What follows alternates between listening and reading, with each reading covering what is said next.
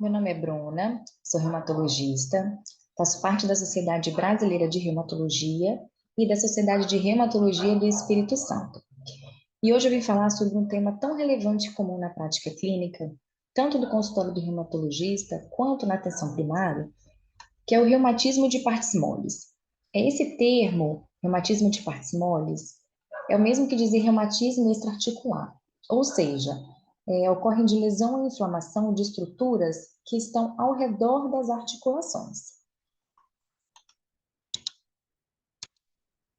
Esse é um tema muito comum, tem uma relevância muito grande, porque corresponde a cerca de 30% de todas as queixas da atenção primária.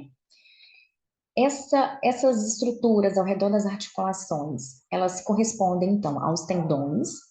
Então, podemos ter as tendinites e as tendinoses. As tendinites é quando houver um processo mais de inflamação, e as tendinoses quando houver um processo mais de degeneração daquele tendão.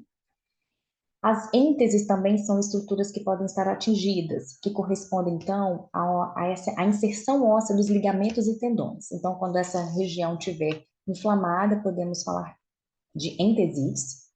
E as bursites, então, é quando houver inflamação nas bursas, que são estruturas que protegem os tecidos moles das proeminências ósseas. Tem como característica geral a dor, o edema. Geralmente é uma dor que piora a movimentação, mas ela também pode acontecer no repouso, em que também há perda de movimento ativo daquela região atingida. Pode se localizar no corpo como um todo, sendo que a região dos ombros, elas são as mais comuns dos membros superiores, até 26% de prevalência, o cotovelo até 12%, e ainda nos membros superiores, punho e mão até 17% de prevalência. E nos membros inferiores, que inclui quadril, joelho, tornozelos e pés, chega a ter uma prevalência de até 32%.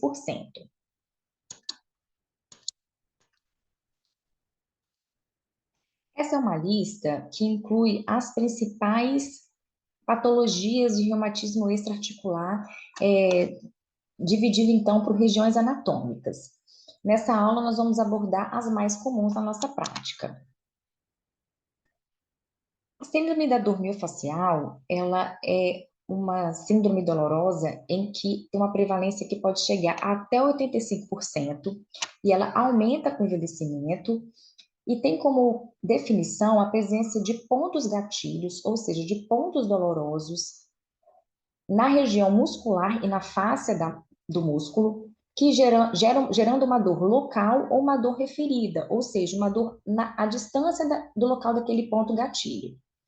Tem como causa traumas agudos, microtraumas repetidos da vida diária, a tensão crônica de trabalho e hábitos de vida sedentários.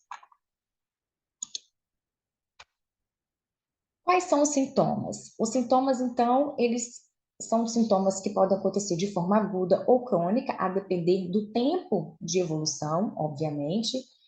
Geralmente ela é profunda e mal localizada, e que a compressão daquela região muscular a um ponto de hipersensibilidade associada, então, a uma redução da amplitude de movimento. E esse sintoma ele pode acontecer, então, a depender do músculo envolvido.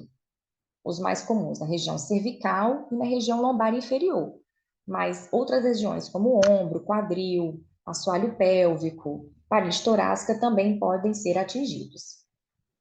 O diagnóstico ele é eminentemente clínico e envolve a palpação, então, desse ponto hipersensível, hiperritável, né, na região da musculatura, em que a compressão desse ponto há uma contração da musculatura ou até mesmo uma fasciculação, tanto nesse local onde foi palpado ou até mesmo à distância. Então, essa é uma figura que mostra uma banda muscular tensa e mais ao centro o foco ativo de ponto gatilho, que é uma região, então, de contração nessa musculatura.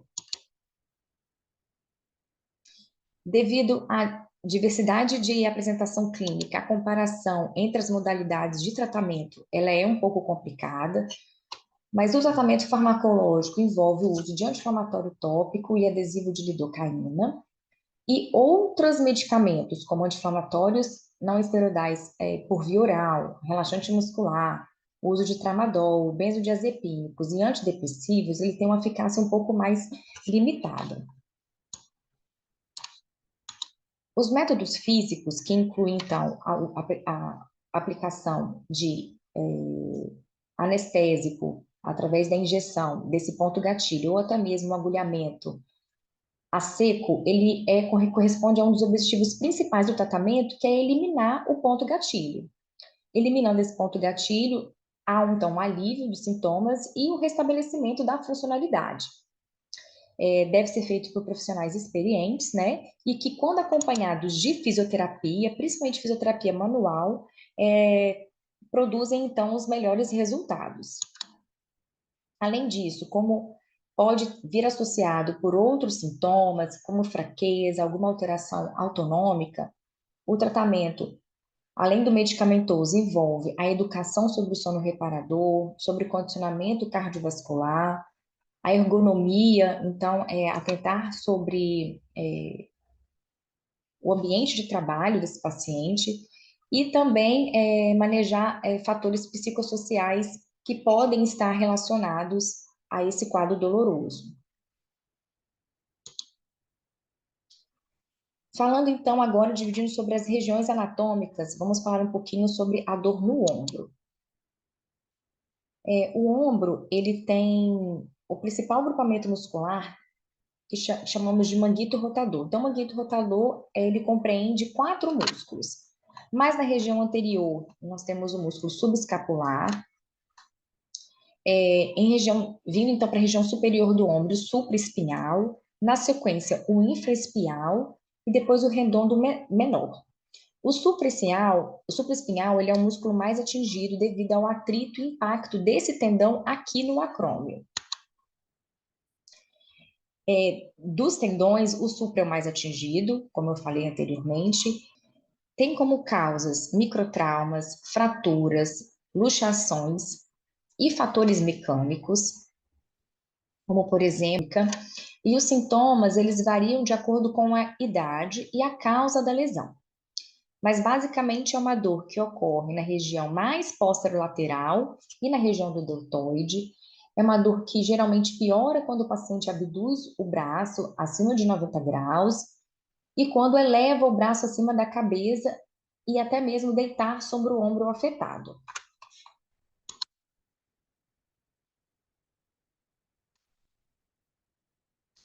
O diagnóstico, ele é clínico através dos testes provocativos, mas podemos também utilizar o uso da imagem como ultrassom e ressonância magnética. Estes são alguns dos testes provocativos para a gente avaliar o manguito rotador. Na letra A, temos o arco doloroso, que é considerado o teste provocativo mais sensível.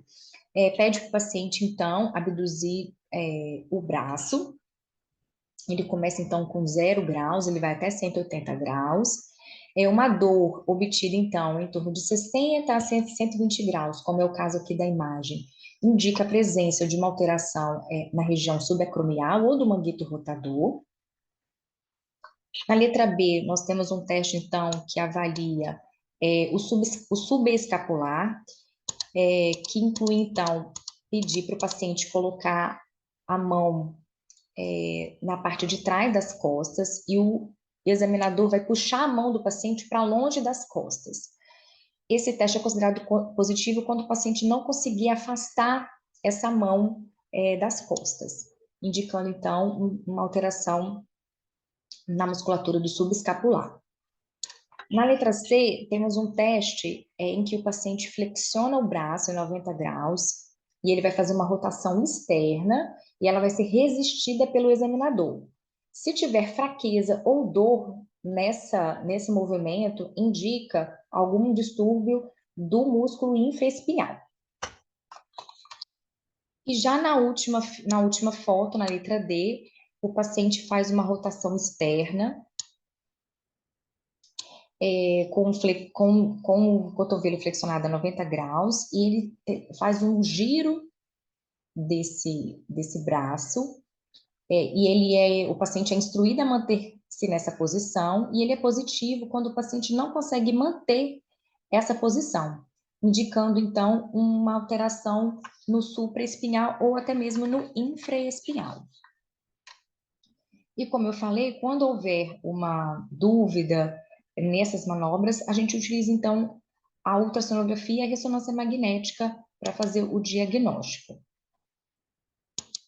O tratamento da síndrome do manguito rotador inclui o uso de analgésicos e infiltração subacromial com corticoides.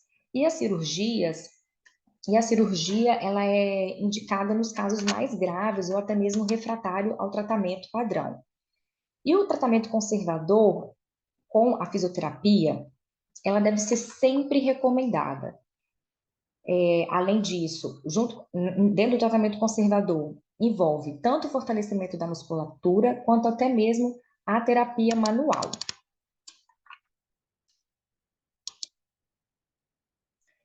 Ainda no ombro, temos outra patologia, que é a tendinopatia do bíceps. Então, o bíceps corresponde ao músculo que ele tem 2 tendões, tem como causa o comprometimento desse tendão, o impacto secundário, tanto a instabilidade da escápula, quanto algum comprometimento da cápsula dessa articulação, e tem como fator de risco atividades que elevam o braço e o ombro sobre a cabeça. Então, atividades de esporte, como beisebol, vôlei, basquete, tênis e natação, que elevam o braço acima da cabeça, são os principais fatores de risco para essa tendinopatia. Normalmente, a tendinopatia do bíceps, ela, embora possa ser independente, a maioria dos casos ocorrem concomitantemente com outras lesões, e ela tem uma dor, principalmente uma dor mecânica, na região mais anterior do ombro, que pode irradiar para o deltoide e para o bíceps. Tem como diagnóstico testes provocativos, então o diagnóstico clínico, ele conduz a maior parte dos diagnósticos. Há uma palpação dolorosa no sulco bicipital e pode ser observado um clique no movimento, né, no movimento do braço. À medida que o tendão desliza para dentro e para fora do sulco bicipital, às vezes conseguimos sentir um clique e ouvir um clique. E os testes provocativos para o diagnóstico da tendinopatia do bíceps é o teste de Egerson, em que o paciente, que é o que está mostrado aqui na figura A, em que o paciente ele flexiona o cotovelo a 90 graus, em pronação, e ele vai fazer um movimento como se fosse de abrir a maçaneta de uma porta, né? Vai fazer um movimento de supinação, e o examinador ele vai colocar uma resistência. Um teste positivo vai provocar dor na cabeça longa do bíceps, bem na região anterior do ombro. Já na letra B, temos o teste que é chamado teste de SPEED, em que o paciente fica com o braço todo estendido, em supinação, e o examinador coloca uma resistência. Se houver uma dor na região do ombro, da região anterior do ombro, indica uma tendinopatia do bíceps. O tratamento, ele envolve, então, o repouso das atividades que o paciente houver, principalmente os movimentos que elevam o braço para cima da cabeça, o uso, então, de analgésicos ou até mesmo anti-inflamatórios, a infiltração na região peritendínea do bíceps com corticoides, ela pode ser considerada quando não houver resposta à terapia inicial, que é o uso de anti-inflamatórios e fisioterapia. E em casos mais graves, onde refratários ao tratamento conservador, podemos lançar mão da imagem para avaliar se teve alguma ruptura e encaminhar para o cirurgião. A fisioterapia envolve os mesmos métodos da tendinopatia do manguito rotador, que é fortalecimento e terapia manual.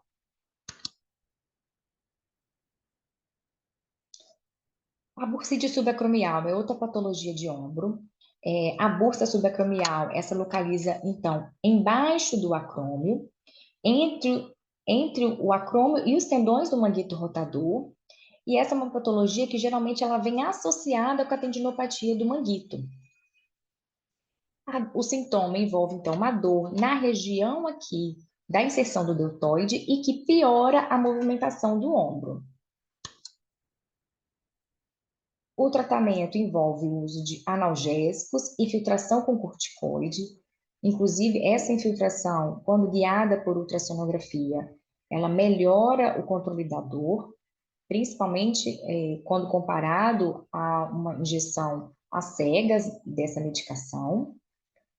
A cirurgia, como nos casos anteriores, fica restrita para os casos mais graves e que, associado ao quadro, à fisioterapia, corresponde, então, a principal manejo do tratamento desse quadro da bursite. Indo, então, para o cotovelo. As patologias principais que eu destaquei no cotovelo envolve a bursite do olecrano, que corresponde, então, a uma bolsa localizada na parte posterior do olecrano. Então, a bursite seria uma inflamação dessa bolsa. Tem como causa traumas agudos ou até mesmo microtraumas, infecção, gota e até mesmo patologias inflamatórias como artrite reumatoide. Tem como sintoma uma dor e a presença de edema nessa região. Quando houver a presença de eritema, ou seja, de muita vermelhidão, temos que ficar atentos para o diagnóstico diferencial de infecção. Essa é uma patologia em que a dor ela piora quando há uma flexão do cotovelo, porque a bursa é comprimida, o que gera então mais dor. O diagnóstico, ele é clínico ou há mesmo auxílio da imagem, aí a ultrassonografia é um método auxiliar. Como eu falei, é importante afastar, diferenciar os quadros de infecção e os quadros não infecciosos. Então, é importante que faça, principalmente se tiver, enfim, eritema, a aspiração desse líquido, para diferenciar se pode ser um quadro de gota ou infecção. Essa aspiração desse líquido deve ser feita um envio para uma análise da celularidade, se há presença de cristais e até mesmo de cultura desse líquido para saber se tem, se pode ser infeccioso ou não.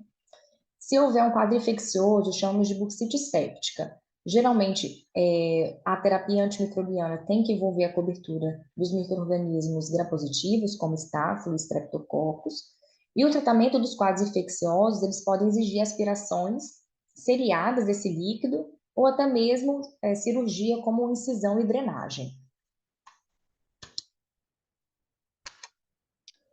Os quadros não infecciosos pode ser manejada de forma conservadora, com repouso, com pressa, imobilização. Um curso de anti-inflamatório, um curso curto de anti-inflamatório não esteroidal pode ser eficaz. Injeção de corticoide também pode ser considerada nesses pacientes que tiverem o quadro infeccioso afastado.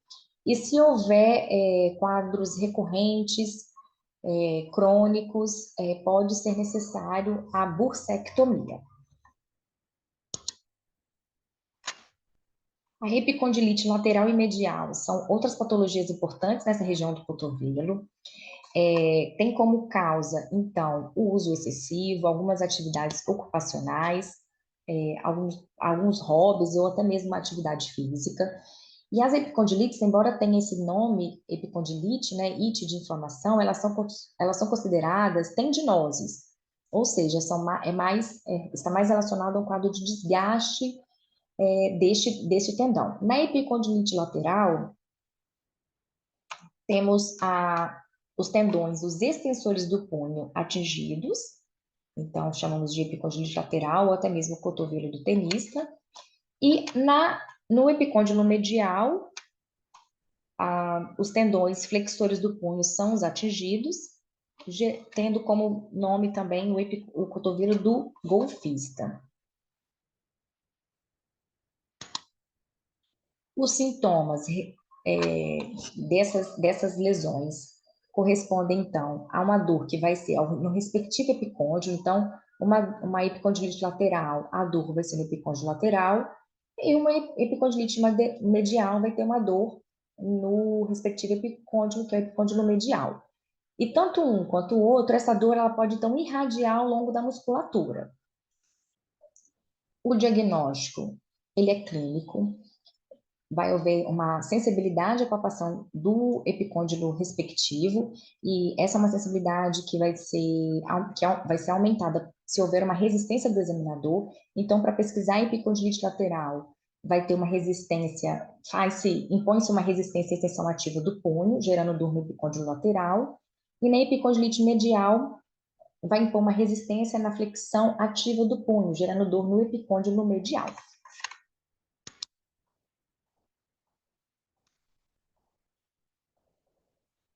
O tratamento principal é a modificação da atividade e a fisioterapia. Então, eles correspondem aos pilares do tratamento da epicondilite. Então, geralmente, é um tratamento conservador. Uso de anti-inflamatórios e paracetamol podem oferecer um benefício a curto prazo. E a infiltração com corticoide também pode ser considerada nos casos em que o tratamento conservador com fisioterapia ela estiver sendo ineficaz. E os sintomas refratários, eles geralmente são cirúrgicos. E ainda no tratamento conservador, na fisioterapia, lembrar de avaliar a função tanto do ombro quanto do punho para obter uma resposta melhor do tratamento. Agora falando um pouquinho das patologias de punho e mão. A primeira delas é a tendinite de De Quervain, que corresponde, então, a uma tenossinovite do primeiro compartimento extensor do punho, afetando principalmente os tendões do abdutor longo e extensor curto do polegar. A causa dessa patologia é devido a microtraumas, algumas doenças inflamatórias e em situações onde há edema, principalmente no caso de gravidez e até mesmo algumas alterações anatômicas. O que vai acontecer é esse tendão, o deslizamento do tendão dentro desse canal mais estreitado, ele vai gerar, então, dor. Ele é mais comum em mulheres, e os sintomas correspondem a uma dor no polegar e na face radial do punho, e o paciente vai se queixar de dificuldade em segurar alguns objetos. O diagnóstico, ele é clínico, envolve uma dor nessa região, uma dor que a palpação do primeiro compartimento. Então, sobre o estiloide do rádio, a gente pode haver uma dor, então, a palpação. E essa dor, ela pode se irradiar para todo o polegar ou até mesmo no antebraço. Além da palpação, podemos utilizar o recurso do teste de Finkelstein, que é um teste provocativo em que o paciente, então, envolve o polegar com os dedos e faz um desvio ulnar da mão e do punho. A dor, então, reproduzida no local dos tendões do primeiro compartimento então, indicativo dessa patologia. Quando houver, então, sintomas muito recorrentes ou até mesmo quadros muito crônicos, pode ser utilizado a imagem para identificar ou excluir outras causas.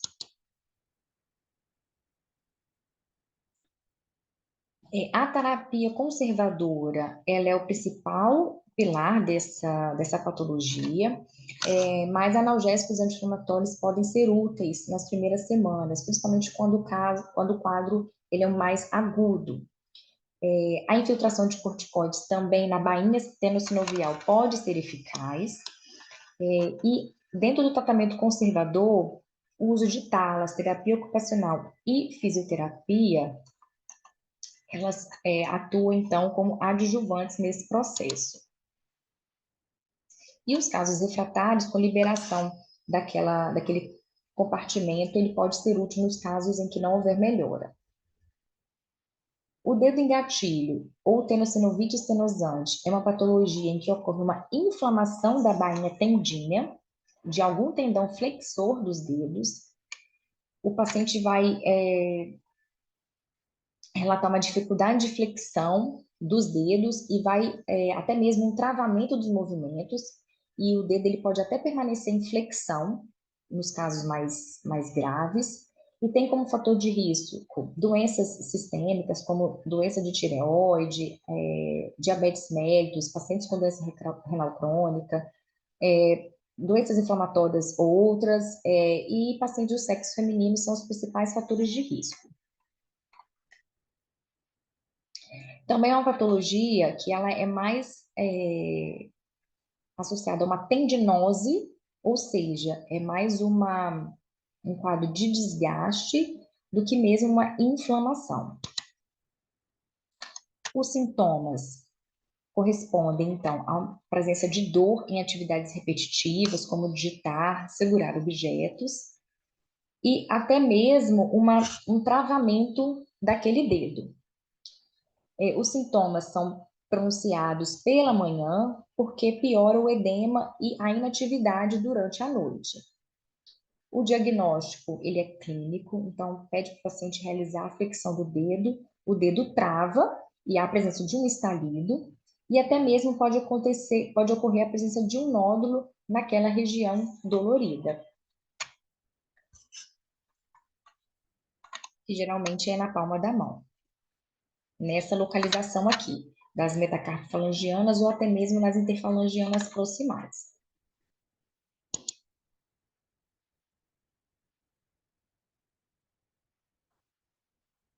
Os casos leves iniciais, eles podem ser tratados com imobilização, com uso de talas e a terapia ocupacional, mas podemos utilizar mão também dos anti-inflamatórios e analgésicos.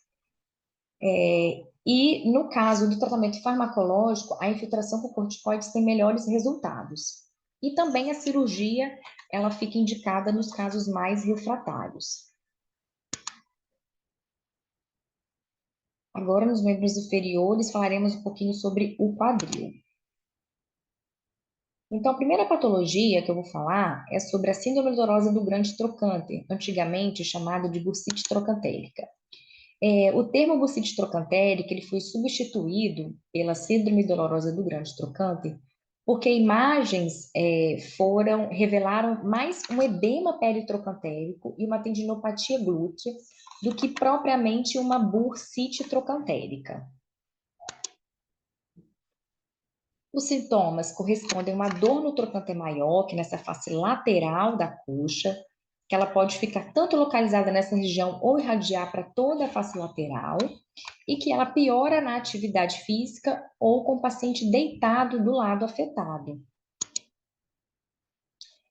O diagnóstico, ele é basicamente clínico, com uma sensibilidade na palpação deste trocânter, e é muito importante diferenciar a síndrome dolorosa do grande trocânter das patologias glúteas. E aí os testes provocativos, eles auxiliam nessa diferenciação. Então, como diferenciar de causas glúteas? Existem dois testes. Esse primeiro teste é o teste unipodal. O paciente fica de pé, com uma perna só, por 30 segundos. Ele fica com a perna, o pé que fica no chão, a perna que fica no chão é o lado afetado. Se houver uma dor na face lateral da perna, é mais indicativo de tendinopatia do glúteo. E o teste de rotação externa é resistido. O paciente fica em decúbito dorsal, com os joelhos flexionados, e pede para fazer uma rotação do quadril contra a resistência. Se houver uma dor na face lateral da perna, é mais indicativo, então, de tendinopatia do glúteo. O tratamento envolve o tratamento conservador como pilar também, com alongamentos e fisioterapia de uma forma geral. Do alongamento, reforçar a banda iliotibial e a musculatura glútea. E dentro do arsenal farmacológico, a infiltração com o corticoide, ela tem aí como um benefício importante. E a cirurgia, novamente, fica reservada para casos mais refratários ao tratamento conservador. Nos joelhos, vamos falar sobre algumas bursites, a bursite pré-patelar e a bursite anserina.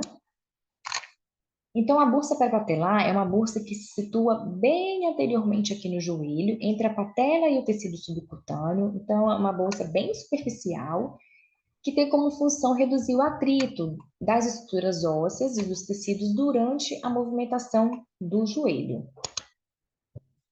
Os fatores de risco envolvem pacientes que ficam com o joelho encostado no chão. Então, algumas atividades ocupacionais, como pescadores, telhadores, instaladores de tapetes, faxineiros e minérios de carvão, são a população de risco para essa patologia, tá?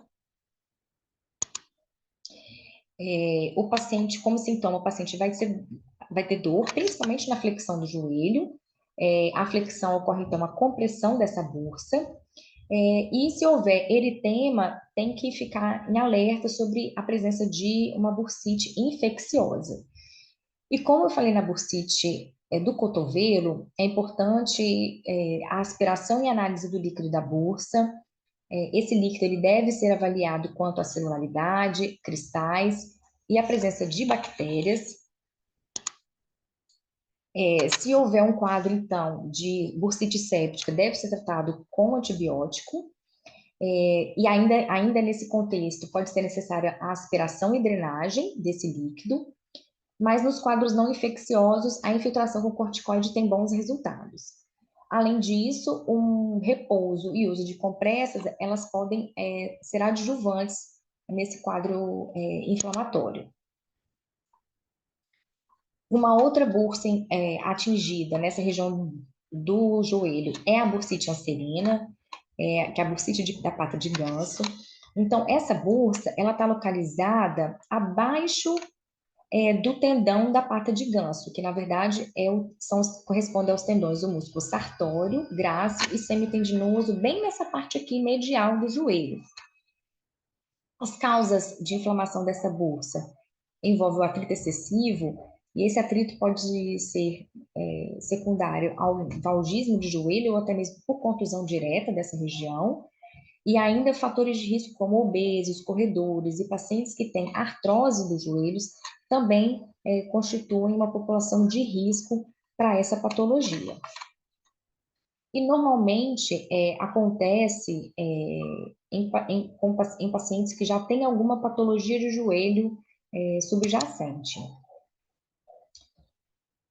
A dor, ela vai ser na parte medial, então, do joelho, mas o paciente, essa é uma queixa que o paciente vai trazer, mas quando houver o exame físico, essa dor ela vai ser mais distal à interlinha articular, tá?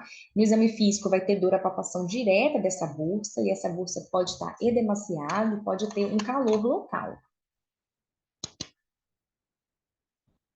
O tratamento, ele envolve o repouso, evitar atividades que podem ser incitantes desse processo, analgésicos, infiltração de corticoides também constituem um arsenal terapêutico, e os casos refratários, que são raros, a bursectomia. O cisto de Baker é um cisto poplíteo, que ocorre também nessa região do joelho.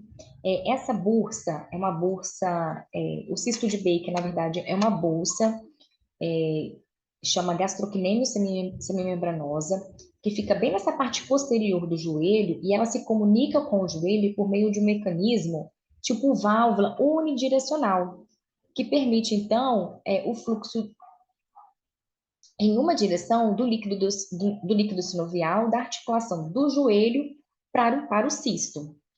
E esse cisto ocorre, então, quando essa bolsa ela se distende com o líquido. Normalmente, ela acontece num contexto de uma patologia do joelho, tá? Da articulação mesmo. E os sintomas, eles normalmente acontecem de forma insidiosa. À medida que o cisto aumenta, os sintomas aumentam. E pode haver compressão de estruturas ao redor, principalmente a veia poplítea, gerando um caso, então, de tromboflebite. Além do quadro doloroso insidioso, um edema, uma rigidez, um desconforto, uma limitação do movimento, ela acontece nesses casos, e se houver uma dor aguda, pensar em ruptura desse cisto. Então, diferenciando do quadro só do cisto, que geralmente é insidioso. O diagnóstico, podemos requerer o uso da ultrassonografia, mas às vezes o diagnóstico ele pode ser a palpação, esse cisto pode ser observado com o paciente em pé, e dos diagnósticos diferenciais, principalmente no contexto mais agudo, chamar a atenção, então, nos casos de trombose venosa profunda, presa de aneurisma, cisto ganglionares e cisto meniscais, e até mesmo tumores dessa região. O tratamento envolve a aspiração desse cisto, seguido de infiltração com corticoide, principalmente guiado por ultrassonografia. Nos casos mais refratários, é necessário a excisão cirúrgica, mas o tratamento conservador, ele é o pilar, porque normalmente a resolução, na verdade é comum que a resolução seja espontânea.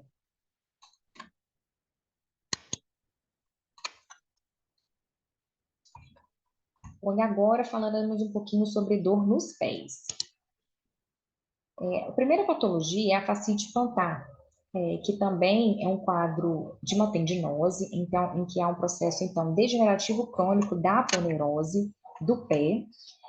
Essa aponeurose, ela se origina no calcâneo e a sua inserção é em cada falange proximal. E o segmento proximal é o segmento mais afetado dessa fáscia, que é essa região aqui mais próximo do calcâneo.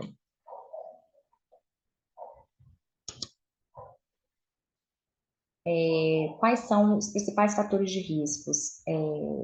São alguns esportes, né, relacionados então a algum erro de treinamento, alterações anatômicas, como o pé plano, o arco plantar alto, pronação excessiva e até mesmo alteração no comprimento das pernas constituem fatores de risco para essa patologia.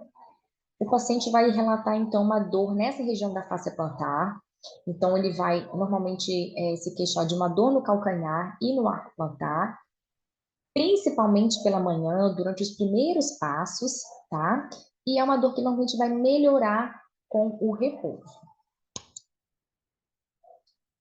O diagnóstico, podemos lançar mão de alguns testes provocativos. Esse é um teste chamado teste do molinete, em que o paciente faz uma dorsiflexão do tornozelo e dos dedos. Se houver uma dor na região da face, é considerado um teste positivo.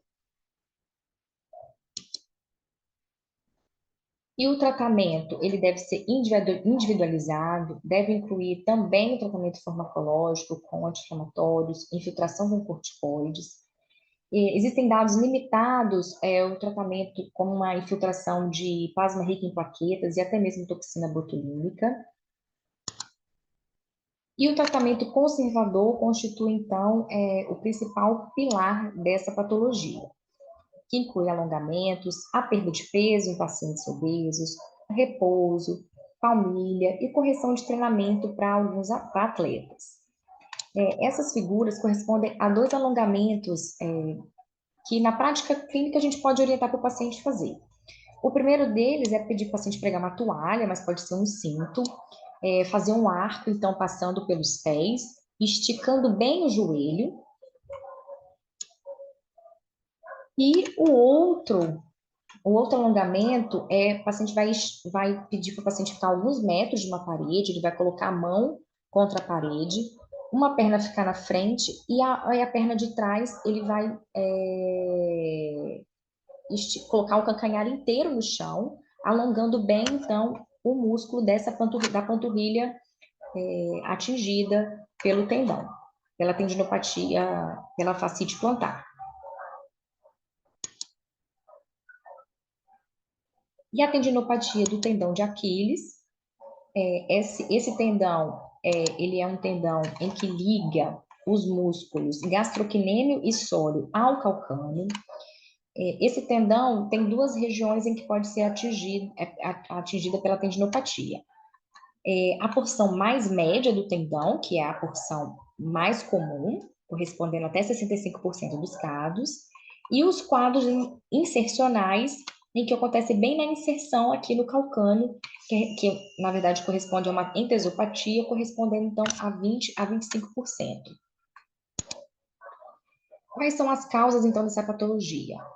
Corridas de alta intensidade, trauma prévio, sedentarismo, salto alto, calçados de salto alto, pacientes com algumas patologias inflamatórias, como artrite reativa, artrite reumatoide, e uso de medicamentos, como quinolonas e corticoides sistêmicos, embora raros, e eles podem sim gerar uma lesão neste tendão, principalmente ruptura.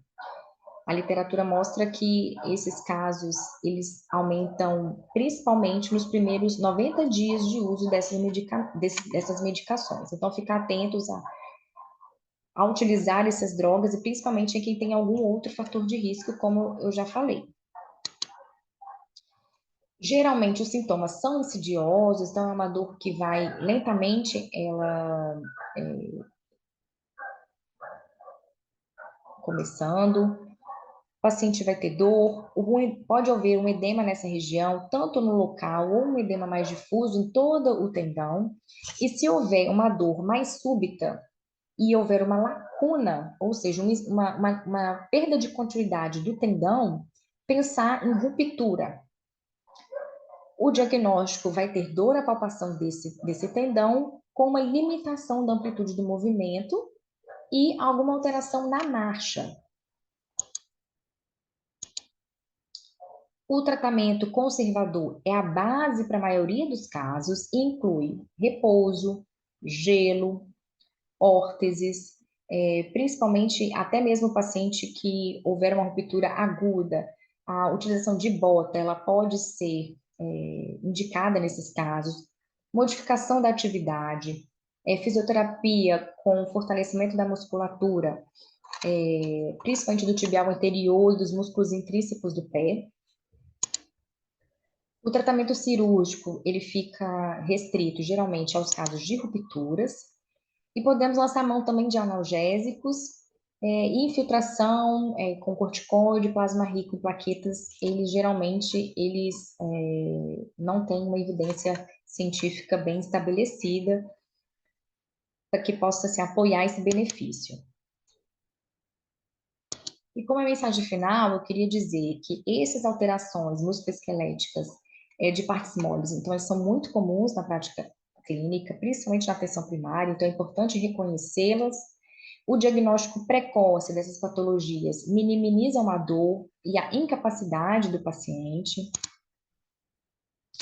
Na grande maioria das vezes, eles podem ser diagnosticados por meio do exame clínico. Vocês viram que ao longo da aula eu falei pouco de exame de imagem, porque realmente no exame clínico a gente consegue fazer o diagnóstico da maioria dessas patologias. O tratamento requer as mudanças da atividade, a educação do paciente quanto à benignidade do quadro, quanto à mudança de realizar algumas mudanças de estilo de vida, né? E a fisioterapia. Lembrar de analgésicos e anti-inflamatórios. A maioria das patologias que eu citei, eu mencionei o uso desses medicamentos, e eles devem ser usados com cautela, então atentar para pacientes com doença renal crônica, atentar para pacientes com alguma outra comorbidade associada. E o tempo de uso dessas medicações, ela é individualizada, né? Eu não comentei, porque realmente não tem um tempo bem estabelecido de cada patologia. Então, é individualizado o tempo de tratamento.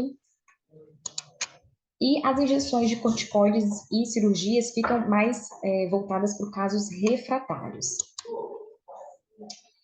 Eu queria agradecer a atenção de todos, deixo aqui meus contatos e estou à disposição para qualquer dúvida. Abraço a todos.